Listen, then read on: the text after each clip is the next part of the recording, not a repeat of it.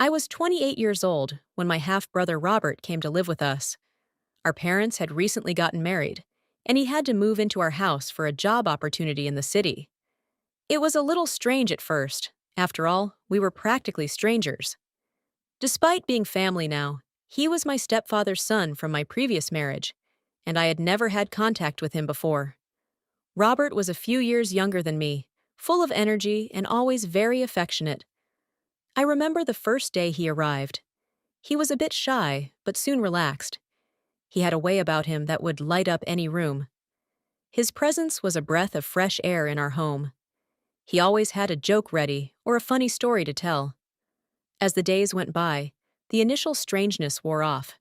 He had a special ability to make people feel comfortable around him. Soon we were sharing meals, laughing together, and discovering common interests. We loved watching series and movies, and many nights we spent hours on the couch, commenting on every scene, laughing out loud as if we were lifelong friends. Robert was also a great help. He helped with household chores, always willing to lend a hand, and had a sweet way of fussing over me. If I seemed tired or stressed, he would always ask if everything was okay, offer to make me tea or just sit beside me, quietly, keeping me company. It was comforting to have someone like that around. One evening, after a particularly hot day, we were sitting on the porch, drinking ice-cold lemonade. He told me about the new job, his expectations and anxieties. I listened attentively, enchanted by the passion he showed for what he was doing. At some point, our gazes met in a different, more intense way. That spark, however, was quickly stifled by reason. He was now my half-brother, and I could not allow these confused feelings to gain strength. But at the same time, I couldn't deny the connection that was beginning to form between us, something that went beyond simple family life. And so our relationship continued to develop, filled with laughter, deep conversations, and an ever-increasing closeness. Robert, with his charming and affectionate manner, gradually gained a special place in my heart. And little did I know that this change was just the beginning of something much bigger and more complicated.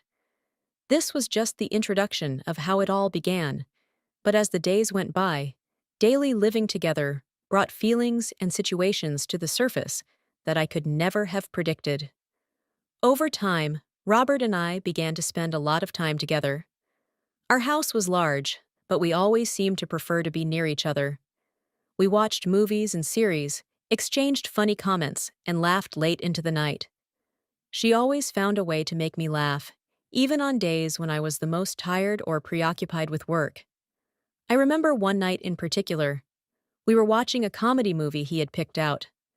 Robert had a peculiar taste in movies, but his comments were always hilarious, making any movie interesting. He sat next to me on the couch, and during one particularly funny scene, he laughed so hard that he ended up spilling popcorn all over the place. We both laughed until we cried. And at that moment, I realized how good it was to have his company. It brought a lightness and joy I hadn't felt in a long time. But the conversations were also deep. We talked about our dreams, fears, and hopes. Robert had a very optimistic view of the world, and that rubbed off on me. I felt like I could talk to him about anything without fear of being judged, and he seemed to feel the same way. It was as if we had created a little world of our own, where nothing bad could touch us. Then, one hot summer night, he asked me for a favor. We were sitting on the balcony, drinking chilled wine, when he mentioned that the air conditioner in his room had broken. He said it was unbearably hot in there, and asked if he could sleep in my room for a few nights until the problem was resolved. I thought about it for a moment, and honestly, I didn't see a problem. After all, we were family. He was my half-brother, and we trusted each other. That first night, he slept in my room. I put a mattress on the floor for him. He joked that it looked like he was camping, and we laughed together before we went to sleep. As I lay in my bed, I could hear her soft, even breathing. That presence, so close, brought me a strange sense of comfort and uneasiness at the same time. In the days that followed, the routine was the same. Robert slept in my room, and I began to get used to his presence. Sometimes, before bedtime, we would talk in the dark, sharing stories and secrets. He would talk about his adventures in his youth, and I would share stories of my life before he came along. These were intimate moments, and I felt an increasingly strong connection with him. It was on one of those nights that I realized something was changing between us. We were lying down, and he reached out his hand, lightly touching mine. I felt a shiver run through my body. There was something more to that touch, something that went beyond simple familial affection. I didn't know how to deal with it, but I couldn't ignore the intensity of that moment. And so, day after day, night after night, Robert's presence became a constant in my life. That close relationship began to awaken feelings I never imagined I would feel for him. Feelings that, although confusing, I could no longer deny. That night, everything seemed normal. We talked a little before going to bed, as we always did. Robert was lying on the mattress next to my bed, and we both laughed at the stories he told about his childhood. The conversation ceased, and soon we turned out the lights. The silence of the night took over the room, and I closed my eyes, trying to relax. However, in the middle of the night, I suddenly woke up. Something was different. I slowly opened my eyes, and in the dimness of the room, I saw Robert approaching me. He was so close that I could feel his warm, even breathing. My heart raced instantly, pounding in my chest like a drum. He whispered my name, his voice soft and full of something I couldn't identify. "Emily," he said. He was so close, I could see the gleam in his eyes, even in the dark. The room filled with a palpable, almost electric tension. I felt completely vulnerable, as if I were exposed to an emotional precipice. I felt a mixture of fear and excitement. Robert, my half-brother, someone I considered family, was there. So close I could almost hear his thoughts. "What are you doing, Robert?" I whispered in response, trying to control my breathing, which was now rapid and uneven. He didn't answer right away. Instead, he reached out and lightly touched my face, running his fingers across my skin.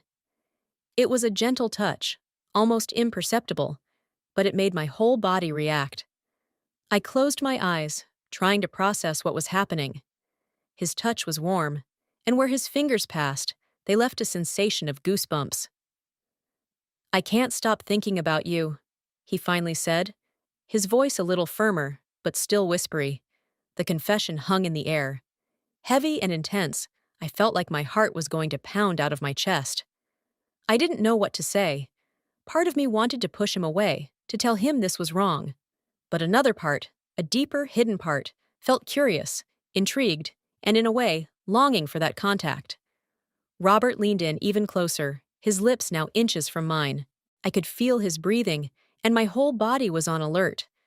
The world seemed to have stopped, and the only thing that existed at that moment was him and me, lost in that uncontrollable tension. Without thinking, our lips met. It was a soft kiss at first, hesitant, but it soon became more intense, full of all the repressed feelings we had held until that moment. It was as if a dam had broken, releasing a torrent of emotions that we could no longer contain. I pulled away suddenly, breathing hard. "Robert, this can't happen," I said, my voice trembling. But my eyes, traitorous, said something else. He looked at me, his face a mixture of desire and confusion. "Emily, I know it's complicated, but I can't ignore how I feel about you," he replied, his voice full of emotion. I was torn. My body and my heart were at war, and I didn't know how to get out of that situation. That night changed everything. The tension between us only increased, and every little gesture, every glance, took on a new weight. I knew we were treading on dangerous ground, but a part of me couldn't resist. The line between good and evil began to blur, and I was caught in a whirlwind of emotions I couldn't control. What happened next was a mixture of confusion and excitement. Robert kissed me again, and for a moment, I kissed him back. It felt surreal, almost like I was dreaming. The feel of his lips against mine was hot and electrifying. For a few seconds, I allowed myself to sink into that moment, letting myself be carried away by the whirlwind of feelings that had built up between us. But then, reality hit hard. Realizing that he was my half-brother, that we were breaking all the rules, hit me like a bucket of cold water. I quickly pushed him away, almost pushing him away, and whispered in a trembling voice, "Robert, this can't happen. It's wrong." He walked away, looking as confused as I was. "I'm sorry, Emily. I don't know what came over me. I just couldn't control myself." His voice was full of regret, but also something else. Something I couldn't hide. Desire. Those words echoed in my mind as I tried to process everything. My heart was still beating wildly, and the room seemed to spin around me. The rest of the night was a torment of conflicting thoughts and emotions. I lay in bed, but I couldn't fall asleep. Every time I closed my eyes, I felt Robert's lips on mine, his soft touch on my skin. As the clock ticked slowly, my mind was in total chaos. I knew what had happened was wrong, but I also knew I couldn't ignore how I felt. There was an undeniable chemistry between us, something that could not be forgotten or swept under the rug. The tension, which until then had been a spark, was now a fire that was hard to put out. In the morning, I woke up with a heavy feeling in my chest. The sun was already up, and I knew I needed to face Robert again. When I finally left the room, I found him in the kitchen, making coffee. He looked up when he saw me, and for a moment the silence between us was deafening.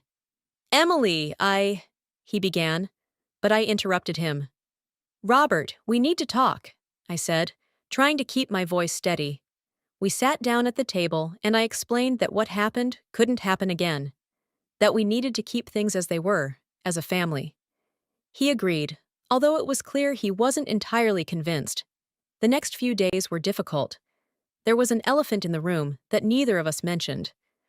We went about our routine, trying to act normal, but the tension was ever present. Every accidental touch, every lingering look brought back the memory of that night. I tried to concentrate on work, on my responsibilities, but my mind kept returning to Robert. At night, in the silence of my room, I remembered the kiss, the warmth of his presence, and wondered how things had gotten to that point. Living together became a delicate game of control and repressed desire. We both knew there was a fine line between us, a line we should not cross again. But the proximity, the constant presence of each other, made that line harder and harder to see. And so, between the confusion of emotions and the reality that surrounded us, we continued to navigate in a sea of uncertainty. Every day was a battle between what we felt and what we knew was right. And I couldn't help but wonder if, at some point, that tension would finally break us, or if we would find a way to coexist with the secret we shared. In the following days, we avoided talking about what had happened. The tension between us was evident, but we tried to act normal. It was as if we were walking on a tightrope, each step carefully calculated so as not to fall. We continued with our routines, chatting about everyday life, but there was always an unspoken subtext, an undercurrent of emotions flowing beneath the surface. Finally, Robert returned to his room. The air conditioning was fixed, and he had an excuse to get away for a while. We no longer spent our evenings watching movies together, and our conversations became more formal. It was as if we were both trying to build an invisible barrier to protect each other from what we were feeling. I decided not to tell anyone what had happened and to keep that secret to myself. It was a weight I carried in my chest, a mixture of guilt and desire that I couldn't share with anyone. Sometimes I would look at Robert and see the same struggle reflected in his eyes. I knew he was dealing with that inner turmoil too, trying to understand what it all meant. Robert and I moved on with our lives, but that moment deeply marked our relationship. Every time we looked at each other, that episode seemed to be present, silent, but always there, reminding us of what almost happened. As much as we tried to act as if nothing had changed, the truth was that everything had changed. There were times when the tension between us was almost unbearable. If we were alone in the kitchen, preparing dinner, I could feel the warmth of her gaze following me. Every accidental contact, every approach, was charged with electricity. We tried to keep the conversation light, but our bodies betrayed our true feelings. One night, during a family dinner, our gazes met for a brief second. It was quick, but intense. In that gaze was present all the repressed desire, all the confusion and guilt. I quickly looked away, trying to concentrate on the small talk going on at the table, but my heart was pounding uncontrollably. Robert looked equally distressed, and I noticed he was barely touching his food. On weekends, when the house was bustling with activity and our parents were present, the tension seemed to ease a bit.